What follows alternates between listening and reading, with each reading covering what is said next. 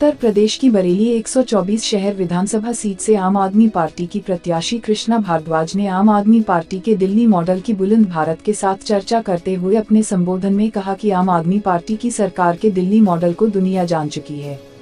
हम दिल्ली वाला मॉडल ही उत्तर प्रदेश में लागू करेंगे और फिर पूरे देश में लागू करेंगे। आइए सुनते हैं कृष्णा भारद्वाज को। बुलंद भारत के लिए संतोष यादव के साथ मैं बुलंद भारत से परवेज कलाम। आज हम आए हैं आम आदमी पार्टी के पार्टी कार्यालय पर कृष्णा भारद्वाज जी से चंद बात करने के लिए कि उनकी सरकार की नीतियां क्या हैं और वो विधायक बनने के बाद आगे क्या करेंगी जनता के लिए। आइए बात करते हैं कृष्णा भारद्वाज जी से। नमस्कार और आपके दर्शकों को भी आपके चैनल के माध्यम से बहुत बहुत नमस्कार। जी आप बताइए आपकी पार्टी की नीतियां क्या हैं। देखिए, दिल्ली मॉडल जो है उसकी नीतियों से पूरा हिंदुस्तान वाकिफ है। पार्टी जो दिल्ली में जो काम किया है वो आम जनमानस की बेसिक सुविधाओं के लिए काम किया है, जिसमें बेसिकली शिक्षा, स्वास्थ्य, पानी की समस्या, बुजुर्गों की पेंशन, मोहल्ला क्लिनिक, महिलाओं की सुरक्षा, इस तरीके के जो काम दिल्ली में किए गए उसी मतलब मॉडल पर हम उत्तर प्रदेश में चुनाव लड़ रहे हैं। और वही बेसिक जो मतलब ज़रूरतें होती हैं जनता की, जो उसको सरकार से चाहिए होती है, महंगाई कम हो, रोजगार के साधन मिले, सबके लिए अच्छी शिक्षा की व्यवस्था हो, अच्छी स्वास्थ्य की व्यवस्था हो, तो यही जो हमारी नीतियां पार्टी की, आप सब लोग दिल्ली के मॉडल को जानते हैं, उसी पर उत्तर प्रदेश में चुनाव लड़ रहे हैं। ये तो आप भी जानते हैं कि दिल्ली में और उत्तर प्रदेश में काफी फर्क है जी।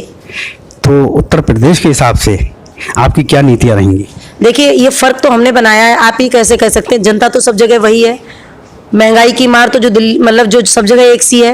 रोजगार सबको चाहिए, शिक्षा सबको चाहिए, स्वास्थ्य सबको चाहिए, अच्छी सड़कें सबको चाहिए, अच्छी प्रशासनिक व्यवस्था सबको चाहिए।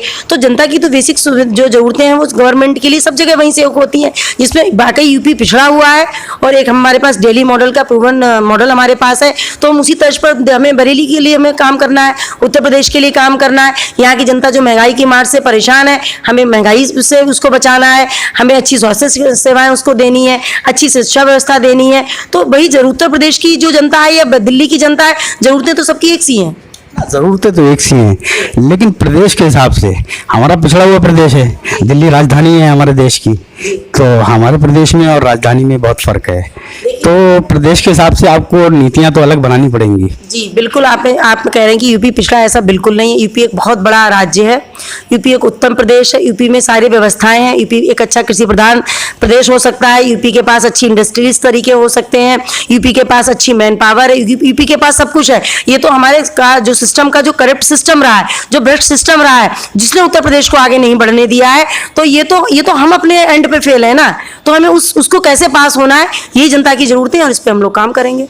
कल आपने देखा होगा एक न्यूज़ चैनल पे कुछ अपने शिक्षा विभाग में जो कर्मचारी थी, शिक्षा मित्र, लोग को कटवा कर इस चीज का विरोध किया है, उस विषय में कुछ कहना चाहेंगी। जी बिल्कुल, ये बहुत पहले की घटना है कि जिसमें जो है सुहागिन महिलाओं ने उनकी नौकरी जाने के पीछे उन्होंने बालों का मुंडन कराया। हमारे समाज में बहुत बड़ी मतलब हमारे हिंदू समाज में ये बहुत दुख का विषय होता है कि आदमी वो ही कह रही है औरत कि मेरा जीवन ही नहीं बचा। और इस तरीके से तमाम जो शिक्षा मित्र हैं वो परेशान है। और जगह जगह आप देख रहे हैं जो पुलिस विभाग में जो है वो रिक्तियां हैं वो आधी कर दी गई हैं।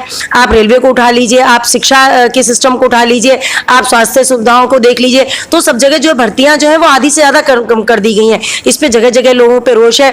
बच्चे फॉर्म भरते हैं, उनका पेपर लीक हो जाता है, लीक होने से भी जगह जगह रोष है। अभी जल्दी में आप सब लोग घटना से वाकिफ है किस तरीके से छात्रों पे हॉस्टल में घुस के डंडे और लाठियां बरसाए गए। तो इस तरीके की परेशानी है। लेकिन हमारा जो आम आदमी पार्टी का उत्तर प्रदेश का मैनिफेस्टो है उसमें क्लियरली हमने शिक्षा मित्रों को एक अच्छे अमाउंट पर पहले हम उनको नियुक्त करेंगे और आगे इंतजाम हो जाएंगे तो हम उनको पक्की भर्ती कराएंगे। इस तरीके की बात आम आदमी पार्टी ने अपनी मैनिफेस्टो में कही है।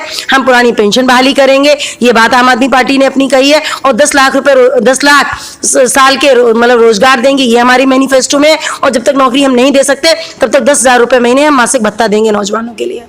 और जी जनता के लिए कोई संदेश आपका। मैं आपके चैनल के माध्यम से कहूंगी कि मेरी बरेली के वासियों में एक बहुत साधारण परिवार की महिला हूँ, एकदम छोटे परिवार की।